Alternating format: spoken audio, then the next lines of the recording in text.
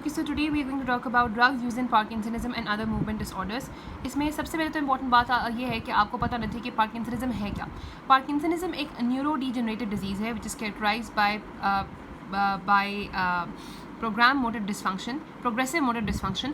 और इसमें आपको पता है कि कुछ डिफरेंट फीचर्स होते हैं जो कि आपको पार्किंसनिज्म में नजर आ रहे होते हैं, जो कि इसके लिए बहुत स्पेसिफिक होते हैं। सबसे पहले तो आपको पता है कि यहाँ पे शफलिंग या फेस्टिनेटिंग गेट होती है। शफलिंग या फेस्टिनेटिंग गेट का मतलब है कि पर्सन स्लोली स्टेप लेता है और इन टेकिंग दो स्लोली स्टेप्स वो एक्सेलरेट करने की कोशिश करता है, लेकिन फिर से जो है वो यहाँ पे उसके स्लोली स्टेप आ जाते हैं। उसके बाद स्टूप या ड्रूप पोस्चर होता है। रेस्टिंग ट्रेमर्स होते हैं, जो कि आपको पता है कि इंटेंशन ट्रेमर से डिफरेंट है, क्योंकि इंटेंशन ट्रेमर सेरिबेलर डिजीज़ में होते हैं। स्पीच जो है वो यहाँ पे हाइपोकिनेटिक स्पीच होती है, या जो है ना बड़ी स्लर्ड सी स्पीच होती है, और इम्पेयरमेंट्स ऑफ मूवमेंट्स होती है। इसके अलावा मूवमेंट डिफिकल्टीज होती हैं, और eventually they is slowing of the mental process and the dementia. Sir आपको पता है यहाँ पे कॉकव्हील रिजिडिटी, पिल रोलिंग मोशन, और यहाँ पे सेबोरिया विच इज़ एक रेडी इची स्किन बन जाती है, और सैलोरिया और जो ड्रूलिंग होती है जो कि इंक्रीज एसिटाइलकोलिन की वजह से होते हैं। तो इन सबों को कंबाइन करें तो आपके पास यहाँ पे पार्किंसन डिजीज़ बनती है। अब हम कुछ पार्किंसन डिजीज़ की पैथोफिजियोलॉजी पे चलते हैं, मतलब थोड़ा बहुत इनको हम देखने की कोशिश करते हैं। आपको याद होगा ये हमने पढ़ा हुआ था सेकेंड ईयर में। ये आपका जो है ना वो इनडायरेक्ट पाथवे में होता है, ठीक है। मेनली आपके पास यहाँ पे हम बात करें कि किस तरीके से पार्किंसन की पैथोफिजियोलॉजी हो रही होती है। अब यहाँ पे जो ये वाला आपको न्यूरॉन नजर आ रहा है, ये वाला न्यूरॉन है जो कि स्ट्राइटम से डोर्सल स्ट्राइटम से जा रहा होता है ग्लोबस पैलेटस एक्सटर्नस में, और जो ये न्यूरॉन होता है वो होता है गैबर्जिक न्यूरॉन। असल में इस गैबर्जिक न्यूरॉन में बहुत ज़्यादा जो है ना वो फैसिलिटेशन आ रही होती है। एक तो यहाँ पे सब्सटेंशियल नेग्रा, आपको पता है कि हमारा मेन फोकस ये है कि जो रेड न्यूरॉन को नजर आ रहा है ये डोपामिनर्जिक न्यूरॉन है, जो कि सब्सटेंशियल नेग्रा से आ रहा होता है, इसको मॉडलेट कर रहा होता है। ये गैबर्जिक न्यूरॉन है। तो नॉर्मली इंडायरेक्ट पाथवे में क्या हो रहा है कि आपके पास ये गैबर्जिक न्यूरॉन जो कि इनहिबिटरी न्यूरॉन है, इसकी डिसइनहिबिशन की जाती है बाय द डोपामिनर्जिक न्यूरॉन, जो खुद भी इनहिबिटरी है। और इस गैबर्जिक न्यूरॉन की इनहिबिशन से, यानी कि इनहिबिटरी न्यूरॉन की इनहिबिशन से इनडायरेक्ट पाथवे में मूवमेंट इनिशिएट होती है। अब आपके पास नॉर्मली ये भी हो रहा होता है कि सिमिलरली कोलिनर्जिक न्यूरॉन जो कि एक लोकल इंटरन्यूरॉन होता है वो भी आके इसको मॉडलेट कर रहा होता है। वो क्या कर रहा होता है कि मूवमेंट को इनहिबिट कर रहा होता है। आपके पास कॉर्टेक्स से जो है वो ग्लूटामिनर्जिक न्यूरॉन एक्साइटेटरी है, वो भी इसको एक्टिवेट कर रहा होता है। अब यहाँ पे पार्किंसन डिजीज में होता यही है कि आपके पास ये जो डोपामिनर्जिक न्यूरॉन है ना वो डिस्ट्रॉय हो जाते हैं, ठीक है। जब डोपामिनर्जिक न्यूरॉन डिस्ट्रॉय हो जाता है तो आपके पास कोलिनर्जिक न्यूरॉन का एक्सेस हो जाता है, और ये बहुत ज़्यादा एक्साइटेशन हो रही होती है, जिसकी वजह से आपको डिस्काइनेसियाज की मूवमेंट जो है वो नजर आ रही होती है, ठीक है। तो ये मेन इसकी पैथोफिजियोलॉजी होती है, बाकी सारा को करने की जरूरत नहीं है कि इसमें क्या क्या होता है। तो उसके बाद हम स्टार्ट करते हैं आपके पास इसकी ट्रीटमेंट स्ट्रैटेजीज में, कि देखो हमने कहा था कि इसमें दो चीज़ें होती हैं, तो आपके पास आपका जो डोपामिन है बहुत ज़्यादा कम होता है, या फिर लीवोडोपा बहुत ज़्यादा बढ़ा हुआ होता है, या तो डोपामिन बहुत ज़्यादा कम हुआ होता है, या फिर एसिटाइलकोलिन बहुत ज़्यादा एक्सेस हुआ होता है। तो हम दो तरीके से इसको स्ट्रैटेजी कर सकते हैं, या तो हम डोपामिनर्जिक सिस्टम के ड्रग्स यूज़ करें, या फिर हम इसमें कोलिनर्जिक सिस्टम के ड्रग्स यूज़ करें। डोपामिनर्जिक सिस्टम में जो हम यूज़ कर सकते हैं वो होता है डोपामिन प्रिकर्सर, जैसे लीवोडोपा हो सकता है। डोपामिन एगनिस्ट जो कि एर्गो डेरिवेटिव होते हैं ब्रोमोक्रिप्टीन और परगोलाइड और कार्बोलाइड, या फिर हम यहाँ पे ले सकते हैं नॉन एर्गो डेरिवेटिव जिसमें प्रामिपेक्सोल और रोपिनडोल है, या फिर हम ले सकते हैं आपके पास जो कि पेरिफेरल डोपामिन कार्बोक्सिलेज इनहिबिटर्स है, जिसमें आपके पास कार्बिडोपा या बेंजोडाइजिड है, या फिर हम ले सकते हैं डोपामिन फैसिलिटेटर जिसमें एमेटाडीन आ जाता है, या फिर आपके पास monoamine oxidase inhibitor selegiline, rasagiline and sulfonamide and कॉम इनहिबिटर्स टेकापोन एंड एंटेकापोन, ठीक है। उसके बाद जो मस्कुलिन जो कोलिनर्जिक सिस्टम पे आ कर सकते हैं वो होते हैं जो कि मस्कुलिनिक एंटेगनिस्ट होते हैं, बेंजोट्रोपिन है, ट्राइहेक्सिफेनिडल है, बाइपेरिडीन है, और क्या नाम है प्रोस्टाग्लैंडिन है। इसके अलावा हम यहाँ पे जो है वो एंटी हिस्टामिनिक्स ले सकते हैं विद प्रोमिनेंट एंटीकोलिनर्जिक एक्टिविटी, जिसमें आपके पास यहाँ पे डाइफेनहाइड्रामीन, प्रोमेथाजीन और ऑर्फेनेड्रिन आ जाती है, ठीक है। तो ये तो आपके पास यहाँ पे हमने ड्रग्स की क्लासिफिकेशन करी जो कि हम किस तरह से यूज़ कर सकते हैं। पैथोफिजियोलॉजी हमने बताते हैं कि हमने कहा कि ये सारी चीज़ होती है, या तो आपके पास उसको यहाँ पे पैरेलल एजिटेंट्स भी कहते हैं, या तो आपके पास जो है ना वो हमने ये कहा कि नेचुरली पार्किंसनिज्म में ये होता है कि आपके पास डिस्ट्रक्शन हो जाती है सिन्यूक्लिन की या पार्किंग जीन की, जिसकी वजह से ना जो कि आपके पास उन लोगों में कम होता है जो कि क्रॉनिकली एंटी इन्फ्लेमेटरी ड्रग ले रहे होते हैं, लेकिन जो क्रॉनिकली एक्सपोज होते हैं मैंगनीज को और फार्मर्स यानी कि लेड वगैरह को, उनमें ये ज़्यादा हो जाता है।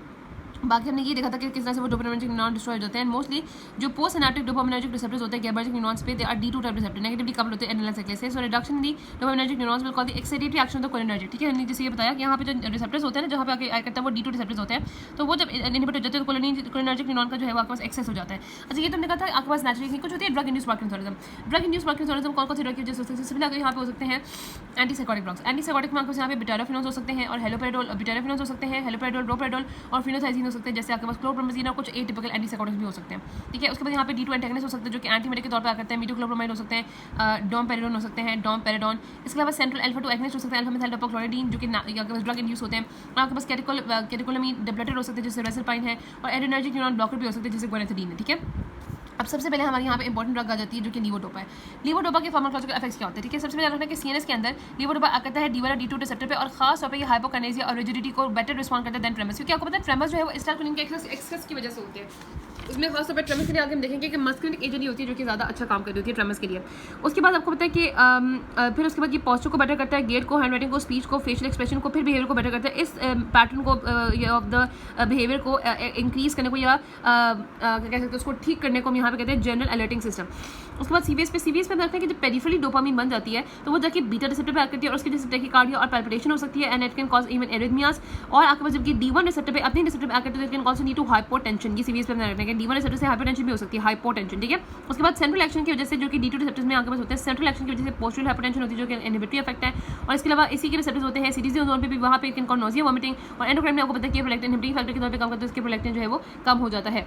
अब जो इसके एडवर्स इफेक्ट है आपने रखना है कि जो इसके एडवर्स इफेक्ट है उसको हम यहाँ पे डिवाइड करते हैं, जो बिगनिंग में होते हैं, जो प्रोलॉन्ग थेरेपी से आ जाते हैं, और फिर आपके पास एंड में बताएंगे कि जो फ्लक्चुएशन आती है इन द मोटर परफॉर्मेंसेस। अब बिगनिंग में तो आपको पता है कि यहाँ पे नोजिया, वोमिटिंग 80% होता है, पोस्टल हाइपरटेंशन 30% होती है, कार्डियक एरिथमिया, यहाँ पे प्रेसिपिटेशन हो जाती है एंजाइना की। और प्रोलॉन्ग थेरेपी से क्या होता है, सबसे पहले एब्नॉर्मल मूवमेंट आती है, कोरियोथेरोटिक मूवमेंट्स आती है जो कि 80% आती हैं। उसके बाद बिहेवियरल इफेक्ट्स आते हैं, यानी कि सीनियस इफेक्ट्स आते हैं, anxiety, agitation, hallucination, delusions and vivid dreams and nightmares and साइकोसिस 15% लोगों में आ रहा होता है। फ्लक्चुएशन इन मोटर परफॉर्मेंस जो कि आपके पास अगर 2 से 5 साल तक आप यूज करते हो आ जाती है। इसमें 2 चीज़ें आ जाती हैं, आपके पास एक एंड ऑफ इफेक्ट है, end of deterioration, end of dose deterioration effect है जिसको वेरिंग ऑफ इफेक्ट कहते हैं, और एक आपके पास ऑन ऑफ फिनोमेना होता है। अब ये जो end of dose deterioration effect होता है ना, वो होता है आपके पास वेरी ग्रेजुअली, क्या नाम है, gradual development of the tolerance की वजह से। लेकिन ये भी बताया गया है कि हो सकता है कि आपके पास विद द टाइम क्या हो, आप डोपामिन तो आप लीवर तो यूज़ करते जा रहे हो, लेकिन ऑब्वियसली एक डिस्ट्रक्टिव डिजीज है, डोपामिनर्जिक न्यूरॉन हो सकता है डिस्ट्रॉय हो जाए, और जो आपके पास सीनस के अंदर डोपामिनर्जिक न्यूरॉन है वो डिस्ट्रॉय हो जाएंगे, तो लीवर डोपा को डोपामिन में कन्वर्ट ही नहीं कर सकेंगे क्योंकि उनके पास बीटा डिकार्बोक्सिलेज खत्म हो जाएगा, जो कि आपको पता है कि यहाँ पे हमें चाहिए होता है। तो इस तरीके आपने रखना है कि आपके पास यहाँ पे ये भी एक वजह हो सकती है।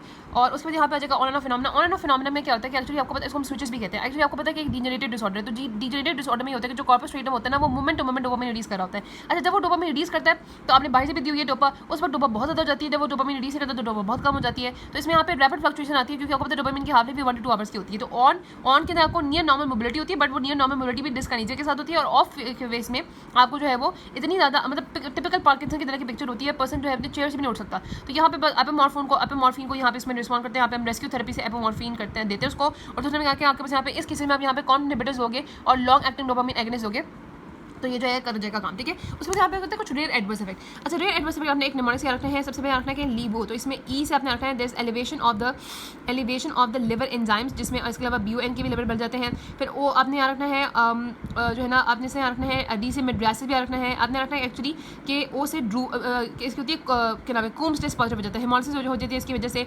और बाकी अगर आप एब्रा विड्रॉ करोगे तो यहाँ पे इसकी वजह से न्यूरल मैलिग्नेंट सिंड्रोम हो जाएगा। और आपने पी से रखना है प्रेसिपिटेशन ऑफ गाउट, बिकॉज रखता है प्रेसिपिटेशन ऑफ जो है ना वो ग्लोकोमा भी इसकी वजह से हो सकती है, ठीक है। सो मिड्रासिस होती है ओवरऑल, प्रेसिपिटेशन ऑफ ग्लोकोमा और गाउट होती है। एब्रप्ट विड्रॉल अगर आप करोगे इनको तो न्यूरल मैलिग्नेंट सिंड्रोम हो जाएगा, ठीक है। तो डी से रखो एब्रप्ट विड्रॉल पे हो जाएगा। पॉजिटिव कूम टाइम्स अपने ओ से रखना है, हेमोलिसिस होती है, बाकी स्मेल एंड टेस्ट, एल से रखना है स्मेल एंड टेस्ट एब्नॉर्मलिटीज, और ई से आपके पास वही elevation of the liver enzyme और BUN, ठीक है। ये हमने रखना है। अब इसकी कॉन्ट्राइंडिकेशन क्या जाएगी, इस्कीमिक हार्ट डिजीज में नहीं देना, कार्डियोवास्कुलर डिजीज में आपने नहीं देना, गाउट में, नैरो एंगल ग्लोकोमा में नहीं देना, पेप्टिक अल्सर में नहीं देना, साइकियाट्रिक एनालिसिस में आप नहीं दोगे। साइकियाट्रिक एनालिसिस क्यों नहीं देगा, आपको पता है साइकियाट्रिक एनालिसिस में मीजोलैंगिक पाथवे में आपके पास पॉजिटिव सिम्टम्स आ ही इस वजह से होते हैं कि डोपामिन एक्सेस होता है, डोपामिन दे देंगे तो वहाँ पे एक्सेस हो जाएगा। साथ हमने रीनल और हेपेटिक डिजीज में भी नहीं देना, एरिथमिया में नहीं देना, मेलानोमा में नहीं देना, कि मेलानोमा में आपको पता चले कि एल डोपा जो है वो प्रिकर्सर है उसका स्किन मेलानिन का। अब एक बहुत आपके पास कॉम्बिनेशन आती है कि आप एल डोपा को लीवो डोपा के साथ दो, एल डोपा को लीवो डोपा के साथ देने की क्या इसकी है। तो इसमें मेन चीज़ जो हम यहाँ पे एल डोपा को लीवो डोपा के साथ देते हैं, उसमें मेन प्रॉब्लम मतलब ये यहाँ पे जो मेन चीज़ जो हम यहाँ पे करना चाहते हैं वो यही है आपके पास कि इसमें जो है ना, देखो आपको 95% जो एल डोपा होती है ना, आपको ये बताना चाहिए कि 95% एल डोपा मेटाबॉलाइज होती है पेरिफेरी में, ठीक है। तो हमें तो चाहिए कि हम पेरिफेरी में इसका मेटाबॉलिज्म ना करें, ठीक है, क्योंकि अगर 95% वो पेरिफेरी में ही मेटाबॉलाइज हो जाएगी एल डोपा तो आपको ब्रेन में कैसे पहुंचेगी, ठीक है। तो एक्सटेंसिव इसका फर्स्ट पार्ट इफेक्ट भी होता है गर्ट ल्यूमेन मगर हम दे, और बहुत स्मॉल पोर्शन होता है उसको जो ब्रेन में एंटर करता है, 5% सिर्फ पोर्शन होता है जो ब्रेन में एंटर करता है। दूसरा अगर आप देखोगे जब आप फूड से देते हो ना, तो फूड के थ्रू आपके पास देने से एक और चीज़ होती है कि आपके पास आपने देखना आगे आप देखा कि ये तो हमने एडवर्स इफेक्ट भी देख लिए हैं, लेकिन आप जब आप इसको फूड के थ्रू देते हो तो आपका इंटरेक्शन हमने अभी देखने हैं। लेकिन इंपॉर्टेंट बात यहाँ पे है कि जब आप इसको देते हो ना गट में, तो गट में आपने रखना है कि आपके पास जो pH होती है फ्लूइड्स की, और जो आपके पास इस डाइट में जो प्रोटीन्स होती हैं वो भी इसके एब्जॉर्प्शन को अफेक्ट करती है, इवन कि जो गैस्ट्रिक एम्पटिंग होती है वो भी इसके एब्जॉर्प्शन को अफेक्ट करती है, जिसकी वजह से हम कहते हैं कि लीवो डोपा आपने हमेशा खाने से आधे घंटे पहले देनी, क्योंकि लीवो डोपा के एब्जॉर्प्शन जो है वो खाने से अफेक्ट होती है, ठीक है। तो ये आपने कुछ चीज़ें याद रखनी, तो इसकी वजह से हम इसको देते हैं इन कॉम्बिनेशन में कार्बिडोपा। कार्बिडोपा जो है वो आपके पास एक पेरिफेरल बीटा डिकार्बोक्सिलेज या L aromatic amino acid decarboxylase inhibitor है, जो कि पेरिफेरली एल डोपा को मेटाबॉलाइज करने की कोशिश करती है, जिसमें वो 3 डोपा बन जाती है। हमें पेरिफेरली इसको मेटाबॉलाइज नहीं करना, क्योंकि हमें सारे के सारा एल डोपा सिर्फ ब्रेन में चाहिए। तो जब पेरिफेरली वो मेटाबॉलाइज नहीं होगी तो आपके पास लीवो डोपा की अवेलेबिलिटी बहुत ज़्यादा होगी, इसकी एफिकेसी बहुत ज़्यादा होगी, वो ब्रेन में ज़्यादा एंटर करेगी, ठीक है। तो ये हम जानते हैं कि carbidopa is the peripheral decarboxylase inhibitor, जिसको हम यहाँ पे एरोमेटिक अमाइनो एसिड डीकार्बोक्सिलेज भी कहते हैं, L aromatic amino acid decarboxylase भी कहते हैं। फिर levodopa L amino acid transporter की मदद से चली जाएगी आगे। तो इन दोनों की कॉम्बिनेशन को हम सिनेमेट कहते हैं, जो कि एक बहुत अच्छी कॉम्बिनेशन है। अब इससे आपको फायदा क्या होता है? फायदा ये होता है कि आपको पता है कि इसमें आपको लीवोडोपा की डोज कम देनी पड़ती है। पहले आप देखो, अगर हम देखें पहले जब हम इनको कॉम्बिनेशन भी देते हैं ना, तो आपको यहाँ पे 100 मिलीग्राम लीवोडोपा और 10 मिलीग्राम कार्बिडोपा देनी पड़ती है, या फिर आप उसको क्या नाम है 250 मिलीग्राम लीवोडोपा और 25 मिलीग्राम ये देनी पड़ती है, यानी कि आप 5 पार्ट्स और 1 पार्ट भी कर सकते हो। दूसरी एक और मैंने कहा था कि बेंजोडाइजिन भी ड्रग है, बेंजोडाइजिन भी इसी तरह की ड्रग है कि वो भी आपके पास पेरिफेरल बीटा डीकार्बोक्सिलेज को इनहिबिट करती है। तो उसमें भी आप ये देख सकते हो कि आपके पास 5 पार्ट्स लीवोडोपा के और एक बार बेंजोडाइजिन का। तो आप लीवोडोपा अच्छी खासी डोज में दे रहे थे, लेकिन इससे आपके पास लीवोडोपा की डोज बहुत कम हो जाती है, 1/4 देनी पड़ती है। इसकी बायोअवेलेबिलिटी में बढ़ जाती है, हाफ भी बढ़ जाती है, नोजिया वॉमिटिंग जिसकी वजह से होते हैं वो कम हो जाते हैं, इसके कार्डियक साइड इफेक्ट कम हो जाते हैं। इसके अलावा जो पाइडॉक्सिन के साथ इसका एंटागोनिज्म होता है वो भी कम हो जाता है। पाइडॉक्सिन जो है ना वो विटामिन B6 से आपको पता होना चाहिए। इसमें यह है कि जो आपके पास बाइडाडिन पाइडॉक्सिन है, ये आपको पता है कि जितने भी कार्बोक्सिलेज एंजाइम है उसके इज को फैक्टर करती है। तो beta decarboxylase B carboxylase enzyme है, जब आपके पास पाइडॉक्सिन ज़्यादा होती है तो बीटा डीकार्बोक्सिलेज की एक्टिविटी ज़्यादा होती है और पेरिफेरल मेटाबॉलिज्म ज़्यादा होता है। लेकिन जब हम यहाँ पे कार्बिडोपा लीवोडोपा के साथ देंगे तो जो पेरिफेरल एंटागोनिज्म है विटामिन B6 के साथ वो भी आपके पास अवॉइड हो जाएगा। तो इसके एडवांटेजेस हैं, लेकिन कुछ इसके एडवर्स इफेक्ट इन दोनों के देने की वजह से कि इन दोनों के कॉम्बिनेशन से आपके पास सीएनएस के एडवर्स इफेक्ट होते हैं वो ज़्यादा जल्दी आते हैं और उनकी अर्ली डेवलपमेंट हो जाती है। और लेकिन आपको पता फायदे फिर भी है कि आपके पास यहाँ पे इसमें ये कह सकते हैं कि सिनेमेट की स्लो रिलीज प्रिपरेशन दे जिससे वेरिंग इफेक्ट ना हो। और दूसरे एक और इसकी यहाँ पे पार्कोपा इनकी फॉर्मुलेशन है जो कि डिसॉल्व कर जाती है टंग पे। अब इंटरेक्शन यहाँ पे देख सकते हैं लीवोडोपा के। सबसे पहले पाइडॉक्सिन के साथ हमने बता दिया कि जो पाइडॉक्सिन होती है वो पेरिफेरल बीटा डीकार्बोक्सिलेज की ये एज अ को फैक्टर आकर है, उसकी एक्टिविटी को इंक्रीज करती है। जो ज़्यादा B6 होगी तो ज़्यादा बीटा डीकार्बोक्सिलेज बनेगा, उसकी वजह से ब्रेकडाउन जो है वो पेरिफेरली लीवोडोपा की ज़्यादा हो जाएगी। तो आपने इसको विटामिन B6 के साथ नहीं देना। फिर आपके पास जो आ जाते हैं एंटीसाइकोटिक ड्रग। आपको पता है कि typically antipsychotic drug D2 blocker होते हैं, वो तो डोपामिन के रिसेप्टर को ब्लॉक करे, तो हमें तो डोपामिन को इंक्रीज करना है, तो ये पूरा का पूरा जो इफेक्ट है वो रिवर्स हो जाएगा। फिर मोनोमेन ऑक्सीडेज इनहिबिटर्स में कि जो non selective monoamine oxidase inhibitors होते हैं ना, आपको पता है कि हमने तो यहाँ पे मोनोमेन ऑक्सीडेज B को इनहिबिटर यूज करना ताकि आपके पास डोपामिन का मेटाबॉलिज्म ना हो। जो non selective monoamine oxidase B inhibitors होंगे वो आपके पास नॉरएपिनेफ्रिन का मेटाबॉलिज्म भी नहीं होने देंगे, वो सेरोटोनिन का भी नहीं होने देंगे, तो उसकी वजह से हाइपरटेंसिव क्राइसिस हो जाएगी। ठीक है, उसके बाद यहाँ पे जो है वो है जो एंटीकोलिनर्जिक ड्रग है। तो एंटीकोलिनर्जिक ड्रग्स होती हैं वो आपको पता है कि वो तो इसके इफेक्ट को एनहांस करती है, तो आप एंटीकोलिनर्जिक ड्रग को तो इसको साथ यहाँ पे देते हो। फिर प्लस एंटी डिप्रेसेंट्स वो भी हाइपरटेंसिव क्राइसिस कॉज करती हैं। फिर यहाँ पे दो और इसके ड्रग इंटरेक्शन होते हैं, वो होते हैं with the anti hypertensive drug. Anti hypertensive drug के साथ इसके नहीं देना क्योंकि ऑलरेडी इसकी वजह से इसमें पोस्ट यूरल हाइपरटेंशन हुई होती है, तो आपके पास फर्दर पोस्ट यूरल हाइपरटेंशन जो है वो एग्रीवेट कर जाती है। और प्रोटीन जो मील्स होती है वो भी इसके एब्जॉर्प्शन को अफेक्ट करती है, जो आपने 30 मिनट खाने से पहले इसको यहाँ पे देना होता है, बहुत जरूरी है ये। उसके बाद हम आ जाते हैं दूसरे ड्रग में। दूसरा जो ड्रग्स होती है वो होती है कॉमन इनहिबिटर्स टैल्कापोन एंड टेल्कापोन। कॉमन इनहिबिटर्स आपने रखा है कि वो क्या करती है, देखो हमने ये देखा है यहाँ पे जो आपके पास एक डायग्राम थी उसमें आपने जो है ना वो यहाँ पे दो डायग्राम बहुत पीछे है। खैर जो भी आपके पास यहाँ पे कॉम्प्लेक्स इनहिबिटर्स में होता है कि आपके पास ना नॉर्मली ये होता है कि आपकी जो कॉम्प होता है वो लीवोडोपा को पेरिफेरली मेटाबोलाइज कर होता है 3O मेथाइल डोपा में। अब ये जो 3O मेथाइल डोपा है ना ये आपके पास लीवोडोपा से कम्पीट करती है ब्लड ब्रेन बैरियर के अंदर भी जाने को क्रॉस करने के लिए भी, तो इसलिए हमें 3O मेथाइल डोपा नहीं चाहिए।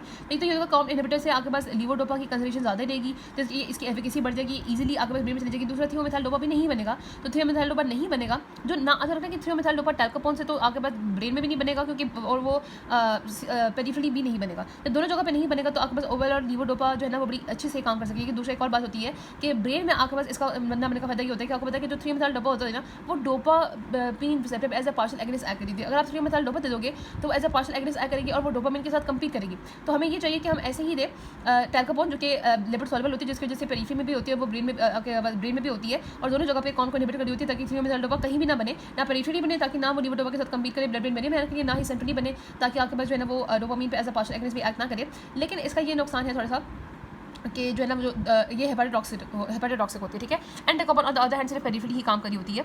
ठीक है, ये वो डायग्राम थी जो मैंने आपको दिखाई थी।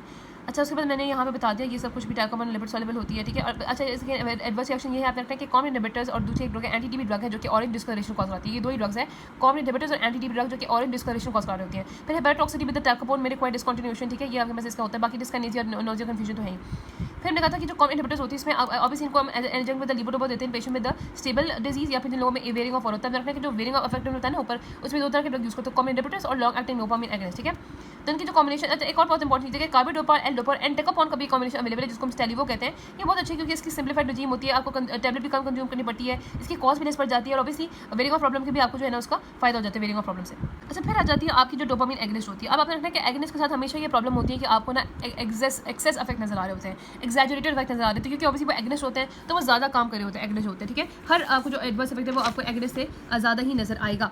अच्छा, अब हम बात करते हैं यहाँ पे एगोनिस्ट की बात कर रहे थे तो इसमें आपको पता है कि एल्गो डेरिवेटिव होते हैं, कुछ होते हैं आपके पास नॉन एल्गो डेरिवेटिव, ठीक है। जो एल्गो डेरिवेटिव होते हैं उसमें जो है ना वो ब्रोमोक्रिप्टीन है और आपके पास यहाँ पे परगोलाइड है, कार्बोक्लोराइड है। जो ब्रोमोक्रिप्टीन होती है वो प्रोटोटाइप होती है, बट अभी जो है ना बहुत कम यूज़ होती है। क्यों कम यूज़ होती है? क्योंकि आपके पास इसके बहुत ज़्यादा एडवर्स इफेक्ट है, जो मैं एंड में बताऊंगी, तो अभी बिल्कुल ऑब्सोलीट हो चुकी हुई है, ठीक है। तो ये डायरेक्टली स्टिमुलेट करती है D2 रिसेप्टर्स को, और ये ऑब्वियसली न्यूरॉन की अपटेक में डिपेंड नहीं करता, रैपिडली एब्जॉर्ब होती है, इफेक्टिव जो एलडी आपके पास इसके लेवल रीच हो जाते हैं और प्रोसेस करती है 3 to 4 जो है ना वो times longer than the L-dopa. It process 3 to 4 times longer than less over, इससे ऑन एंड ऑफ भी कम होता है, इससे फ्री रेडिकल की जनरेशन भी कम होती है। नो वन थिंग जैसे कि जो पार्किंसनिज्म होती है ना वो एक ऐसी डिजीज़ है जिसको कहते हैं कि ये ऑक्सीडेटिव स्ट्रेस की डिजीज़ है। इसमें इसके मेटाबॉलिज्म होता है पार्किंसनिज्म का, तो उससे आपके पास फ्री रेडिकल प्रोडक्शन होते हैं। जो भी ऐसे ड्रग्स होंगे जो कि मेटाबॉलिज्म को इनहिबिट कर रहे होंगे, उनसे भी आपके पास क्या होगा कि आपके फ्री रेडिकल कम प्रोडक्शन होंगे। तो इसके आप लगता है कि ये भी जो पार्किंसन ड्रग होते हैं, इससे यहाँ पे मिनिमम जनरेशन होती है फ्री रेडिकल्स की, जो कि हमें नहीं चाहिए। अब जो न्यू ड्रग्स है ना, रोपिनोल और प्रामिपेक्सोल, ये वो ड्रग है जो यूज़ होती है, ठीक है। क्योंकि ये ड्रग आपको पता है कि नहीं अब्यूज़ होती है, ये वाली ड्रग्स है क्योंकि यूज़ होती है, क्योंकि ये बहुत अच्छी ड्रग्स है। अगर देखेंगे कि इनका फायदा क्या है, ये इतनी अच्छी ड्रग है कि इनको यहाँ पे इफेक्टिव एज अ मोनोथेरेपी भी दे सकते हैं। अब जो रोपिनोल है वो अपने रखते हैं कि अनचेंज किडनी से निकल जाती है, ठीक है। और जो प्रामिपेक्सोल होती है वो जो ड्रग्स होती है ना, ये आखिर जो है, अच्छा यहाँ पे रखते हैं कि जो प्रामिपेक्सोल है वो D3 एगनिस्ट है और जो रोपिनोल है ना वो D2 एगनिस्ट होती है, ठीक है। रोपिनोल का ये है, प्रामिपेक्सोल का ये है कि वो लार्जली जो है ना वो किडनी से एक्सचेंज हो जाती है, ठीक है। मतलब लार्जली बिल्कुल किडनी से निकल जाती है। 3 टाइम्स आपको दिल्ली देनी पड़ती है। इसके एडवर्स इफेक्ट हम देखेंगे, nausea, anorexia, vomiting, postural hypertension, dyskinesia तो होते ही हैं। और बाकी आपने रखना है कि जो रोपिनोल है वो भी आपको 3 दफ़ा देनी पड़ती है। लेकिन रोपिनोल का ये है ना CYP1A12 से मेटाबलाइज होती है। तो जो बाकी ड्रग्स होती है जैसे कैफीन और वाफरिन, वो भी CYP1A12 से मेटाबलाइज होती है। जब हम वो देते हैं रोपिनोल के साथ, इसकी क्लियरेंस जो है ना वो ज़रा कम हो जाती है। बाकी हम आगे इनके एडवर्स इफेक्ट देखते हैं। इनकी डिफरेंसेस हैं। अच्छा यहाँ पे काइनेटिक्स में बता दें, यहाँ पे कि प्रामिपेक्सोल जो है ना वो लार्जली अनचेंज किडनी से निकल जाती है, जबकि जो रोपिनोल होती है वो A12 से मेटाबलाइज होती है। तो बाकी ड्रग्स की इसकी क्लियरेंस बढ़ा देती है। बाकी एडवर्स आपको बताएं कि इन दोनों के नॉन एल्कोहल के एडवर्स इफेक्ट होते हैं, anorexia, nausea, vomiting, confusion, hallucination, delusion और psychotic problems, orthostatic hypertension, cardiac arrhythmia, यानी कि बाकी वो सारे इफेक्ट है जो कि आपके पास नॉर्मली लिवर से भी आ रहे थे। एक यहाँ पे जो रोपिनोल और प्रामिपेक्सोल को सिलेक्टिव है वो ये है कि ये ना डी टाइम ड्राउजीनेस कॉज कराती है, they is sleeping without any warning, ठीक है। स्लीपलेसनेस होती है, मतलब स्लीपीनेस होती है विदाउट एनी वार्निंग। और जो टिपिकल ब्रोमोक्रिप्टीन के एडवर्स इफेक्ट है ना, वो ब्रोमोक्रिप्टीन हम क्यों कहते हैं कि ये एब्सोल्यूट हो चुकी है, क्योंकि इसकी वजह से डिजिटल विजुअलाइजेशन होता है, एरिथ्रोमाइल्जिस होता है, पेरिफेरल लीमा होता है और प्लूरल फाइब्रोसिस होती है। आपके पास एक्चुअली वो डिपॉजिट बन जाते हैं आपके उसके अंदर, जिसकी वजह से यहाँ पे इसको बिल्कुल भी नहीं दिया जाता, ठीक है। अब इनके डिफरेंसेस पे आ जाते हैं। आपको पता चलता है कि जो ब्रोमोक्रिप्टीन और दूसरी ड्रग्स होती है ना, ये ओल्डर है, ये एल्गो डेरिवेटिव है, जबकि जो ये वाली है ये न्यूअर ड्रग्स है, ये नॉन एल्गो डेरिवेटिव है। ये जो ड्रग्स होती है ये पार्शियल D2 एगनिस्ट है, ये दोनों पार्शियल D2 एगनिस्ट है, D3 D4 एगनिस्ट है और वीक D1 जो है एगनिस्ट एंटागनिस्ट है। जबकि ये दोनों ड्रग्स आपको पता है कि ये आपके पास सिलेक्टिव होती हैं, D2 के या फिर D3 के और D1 पे का कोई इफेक्ट नहीं होता। इनका स्लो रिस्पांस है, शॉर्ट एक्शन है, इनका रैपिड रिस्पांस और लॉन्गर एक्शन है। ये आता है कि जो ब्रोमोक्रिप्टीन को और रोपिनोल को दोनों ही एज अ लेट और adjunct therapy in advance stages में यूज़ करते हैं। लेकिन इसके जो है ना आपने कहा था कि हमने कहा था कि इसमें हम मोस्टली पार्किंसनिज्म इसको यूज़ नहीं करते। इसके दूसरे यूजेस हैं, इसको यूज़ करते हैं ड्रग इंड्यूस पार्किंसनिज्म में, इसको हाइपरप्रोलेक्टिनीमिया भी यूज़ करते हैं, हाइपरप्रोलेक्टिनीमिया, गैलेक्टोडियस और एक्रोमेगली। अब इसमें यूज़ करने का क्या आपके पास इसमें रोल है? एक्चुअली आपको पता है कि ये जो है ना ये डोपामिन एगनिस्ट है और डोपामिन जो है वो आपको पता है कि प्रोलैक्टिन इनहिबिटरी फैक्टर के तौर पे आ करी है, ठीक है। और डोपामिन आपको पता है कि ग्रोथ हार्मोन को भी डिक्रीज करती है। तो जिस भी कंडीशन में आपके पास ऑब्वियसली प्रोलैक्टिन बढ़ा हुआ या ग्रोथ हार्मोन बढ़ा होगा तो हम यहाँ पे देख सकते हैं, जैसे हाइपरप्रोलैक्टिनीमिया, गैलेक्टोडियस सिंड्रोम और एक्रोमेगली। साथ न्यूरोलर मैलिग्नेंट सिंड्रोम भी देता है। आपको पता है न्यूरोलर मैलिग्नेंट सिंड्रोम में डोपामिन कम होता है, तो आपके पास ये थर्मोस्टेट जो है वो डिस्टर्ब हुआ तो हम डोपामिन देने के फर्क पड़ जाएगा। और जो रोपिनोल और प्रामिपेक्सोल होती हैं ये मोस्टली हमने कहा था कि आपने बताया कि क्योंकि ये बहुत अच्छी ड्रग्स होती हैं। अच्छा एक इनके एडवांटेज हम देखेंगे कि ये दोनों न्यूरोप्रोटेक्टिव भी होती हैं, एक तो ये एंटी एपोप्टोटिक होती हैं। तो न्यूरोप्रोटेक्टिव होती है और एंटी एपोप्टोटिक होती है, जिसकी वजह से ऑब्वियसली डीजेनरेटिव डिजीज है तो उसको जो है वो कम करती है। दूसरा ये एंटीऑक्सीडेंट होती है, ये आपके पास स्कैवेंजर करती है हाइड्रोजन पेरोक्साइड को, फ्री रेडिकल को स्कैवेंजर करती है। तो ये बहुत अच्छी होती है ड्रग की डिजीज़ को कम करने के लिए, ठीक है। Anti apoptotic, antioxidant and neuroprotective, जिसकी वजह से हम इसको मोनोथेरेपी में यूज़ करते हैं। यंग पेशेंट में फर्स्ट चॉइस होती है ये अर्ली डिजीज़ में। और रोपिनोल होती है वो रेस्टलेस लेग सिंड्रोम में भी यूज़ होती है, ठीक है। उसके बाद हम आ जाते हैं एडवर्स इफेक्ट भी देख लिए डोपामिन एगनिस्ट में। बस इनकी 3 आपके पास यहाँ पे कॉन्ट्राइंडिकेशन है, साइकोटिक एनालिसिस में नहीं देना, रीसेंट मायोकार्डियल इन्फार्क्ट में नहीं देना और एक्टिव अल्सरेशन में भी नहीं देना, ठीक है।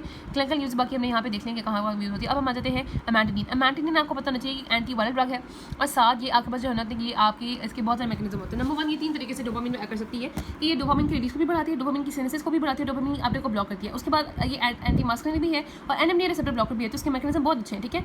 तो लेकिन आपने रखने कि ये इफेक्टिव तो बहुत अच्छी है, 6 से 8 वीक तक भी इफेक्टिव होती है, लेकिन इसके एडवर्स इफेक्ट होते हैं, hallucination, confusion, nightmares, insomnia, dizziness and lethargy वगैरह होती है। साथ लिविडो रेटिकुलरिस की वजह से होता है। लिविडो रेटिकुलरिस जो है ना वो होता है इस वजह से है कि यहाँ पे एक जगह मैंने देखा कि वेसोडिलेशन हो जाती है तो पर्पलिश डिस्कलेशन हो जाती है, एक जगह यहाँ पे लिखा हुआ है कि लोकल कैटेकोलामिन रिलीज कराती है जिसकी वजह से पैसिव कंजेशन हो जाती है स्किन के एरिया की और वहाँ भी आपको डिस्कलेशन नजर आ जाती है। अब आई डोंट नो कौन सी ज़्यादा करेक्ट है, लेकिन डिस्करेशन स्किन की होती है इसकी वजह से, ठीक है। और इसमें आप यहाँ पे एंकल एडिमा भी होता है और ऑब्वियसली एंटी मस्कुलिन इफेक्ट भी है, ठीक है। तो ये इसके टिपिकल एडवर्स इफेक्ट था।